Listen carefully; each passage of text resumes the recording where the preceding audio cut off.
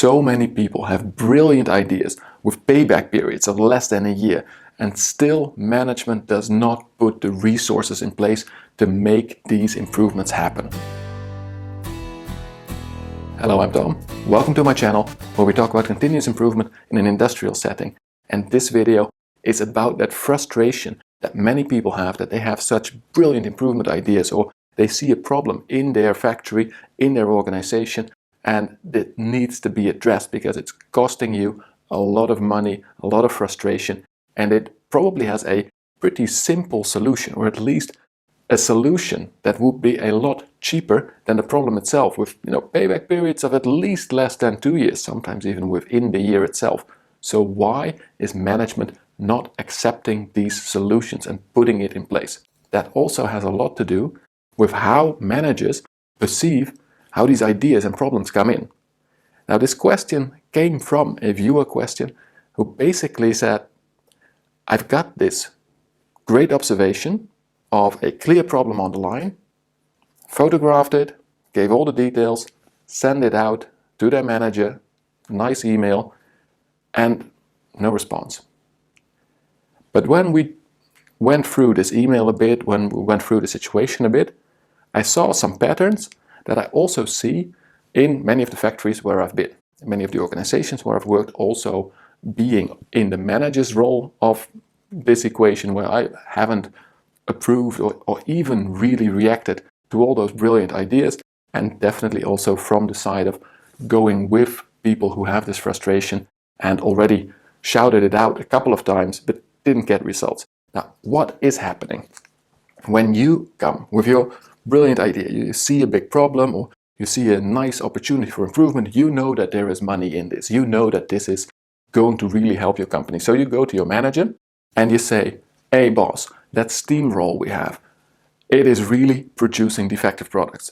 We need to fix the temperature on a really stable point, make sure that it works. The line also will need a good preventive maintenance plan. So let's do some hash over of preventive maintenance. Oh, and there is something with the pressure is also variable. I don't know why that is, but it is a problem. I think it should be looked after. We need a plan in place to improve this. It's costing us a fortune. Now, that's basically a very good observation, but what is now happening in this sort of confused manager, and here I should say, when you do this in a performance meeting, so when there is the area manager and a technical person and a production team lead, or the functions are combined in a meeting about performance, then you still have a pretty good chance of getting a good discussion and answer. I'm not saying it's the perfect place to have that discussion, because it's not, but at least you give yourself quite some chance to have a quick discussion. But especially if you send this as an email or as a talk around the coffee table, something like that. So you basically catch your manager sort of outside of the context of being with their group of people on the performance and on technical stuff. Stuff happens in their brains, right? So they'll think, oh, what will it cost? What will it gain? Can I make it? Do I have the budget actually? What are my resource constraints? Can I do this? And that question about the resources, that actually goes a lot deeper.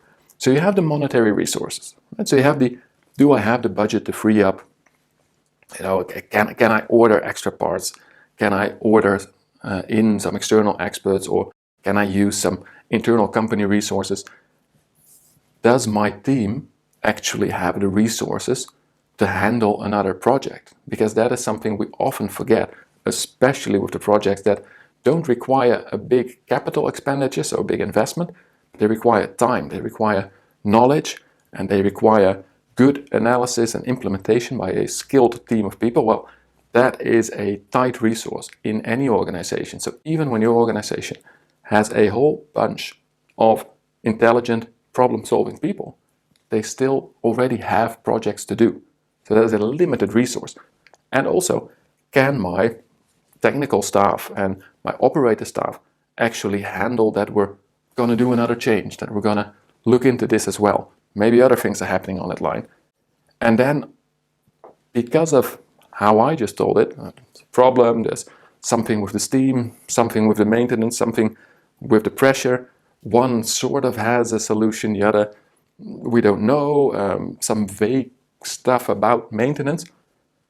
Thinking, the manager has to get this sort of quickly analyzed in their own head. It's the thinking resource, basically, of clarifying such priorities and problems, the way to solutions. Whom do I actually need together to get this rolling? Where can I put it into the planning? All those things. That also takes the thinking resource of the manager themselves, which is also, believe it or not, a limited resource. And that is why, if we focus on problems, improvements, stuff that you want to pick up sort of like a project, of course the money equation needs to work. And in the whole resource picture, also time spent on improvements should be accounted for. Right? If you do a 3-month project with 5 people in your team who come together something like 8 hours a week at least, and then in the end you make a saving of maybe 5,000 yearly, it's not worth it. So even though we did not spend any out-of-pocket cost, we spent so much of the internal company resources that it is not a good investment, and it will be somewhere low on a priority list. But these are the questions that are relatively straightforward, even though there is, a lot of discussion on those as well. But let's, in this video, go into that thinking resource of the manager a bit. And I alluded to it already, because I said, if you catch him during a performance meeting, where you've got technical staff, operation staff, maybe someone from quality, technology, the manager, all sitting together, and you dare put that problem on the table. You've got the right people immediately to make some first decisions. You've got an action list in place, so if you decide actions, you've got a system to follow up. You have the platform where the manager can immediately delegate actions to a specific specialist or support person or whoever is the most logical person to take responsibility for this mini project. And that already takes quite a bit of the burden away from what you all have to organize in your head as a manager. The other thing is that the problem description was pretty vague, even though pictures and an action plan and basically all the things we say are needed, right? But let's look at something we always use in our performance meeting, so in our daily stand-up and in a weekly department meeting, when we talk about KPIs, when we talk about our processes, there is this performance script. And it is basically 4 questions that you should prepare beforehand. Because what you want every member of a meeting to do, of a performance meeting that is to have their problems and their observations in this script. If people are not prepared, as a chairman, you still force them through the same script. This is just what you want to do as a meeting. But when you want action to be taken on your ideas, make sure that you know that you have a deviation, or what actually is the deviation, or what is the improvement potential that you see. Specify it. How many defects do we have? What does it cost? Is this something new or not? So is it a break from a known standard? Are we suddenly underperforming? Or do you now, for instance, know that you probably have an option to improve, or that you did an observation that will impact specifically the speed of the line or the percentage of defects? So what are we actually talking about? From which standard are we deviating? And then the second question, do we already know the root cause, or at least the direct causes? And one of them can actually be that we don't have a standard at all. Sort of a cause already for strange problems, but do we already know the root cause or not? Now in my example, this steam pressure varying, that one was known and already known pretty well. Needs some extra analysis probably, but we've got that cause down maybe not to the root, but we know that there's a problem. The other thing was pressure on the steamrollers, but there we really don't know why it happens yet. So those things need to be put in there very clearly. We've got a lot of defects, and specifically we have got 5% of plate defects coming from the steamroller. We know that the temperature is going up and down, and that is really not good. That needs to be fixed, and also something is happening to the pressure, and we need to dive into that. That's already a pretty clear way what we need to do. Then number 3 is always, do we need to take corrective action right now? Do we need to fix this roller, or do we need to maybe also destroy product, block stuff, make direct changes to the product or the process to correct the situation? Stop the current loss, stop it from getting worse, stop the process when it is going wrong. And what can we do in the future? So, do we have to take preventive actions? Can we improve our process? How can we choose such a way that we improve how we will have the process behavior in the future, how we get the performance to a higher level? So what is the deviation? Do we know the root cause? Which corrective actions do we need to take? Which preventive actions do we need to take? That is something that we always teach people in our KPI meetings and our performance meetings, to go through the script. That's also, if you want to target specifically that thinking part for any problem or improvement or project idea, think about that performance script. What really do you see? What is the problem, right? What is deviating? Do we know already root causes, or do we need to find out what they are? Do we need to put a team on that? Corrections are usually not needed when we're talking about improvement ideas, because probably the process is behaving as it has always been. But with a problem, maybe we at least have a quick fix for now. And then this is what we'll mostly get in those projects. What do we need to do to improve it? So also the actions on here, you now sort of know. Can I take John and Amanda and analyze what this temperature should be by doing some experiments? We'll probably need about 2 hours of production time over the coming weeks. And can we then also spend about 6 hours with that small team to go and check what the temperature and the pressure difference are actually doing, how it behaves. We don't know yet what the preventive actions will be, because that will depend on what is the coming out of the root cause analysis. So then you basically can already say, we will have a chance in the money side, right? We have a chance of solving a sizable part of 5% of our product, a big part of those defects.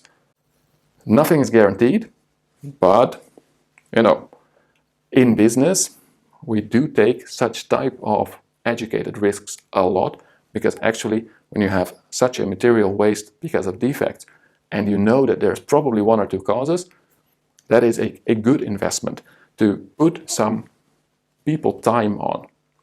In this case, you'll say, well, it's roughly so many hours, we'll get back to you in 2 weeks, and then we have an action plan. Now, even the manager by themselves, but again, preferably when they are in a performance meeting, can say yes or no.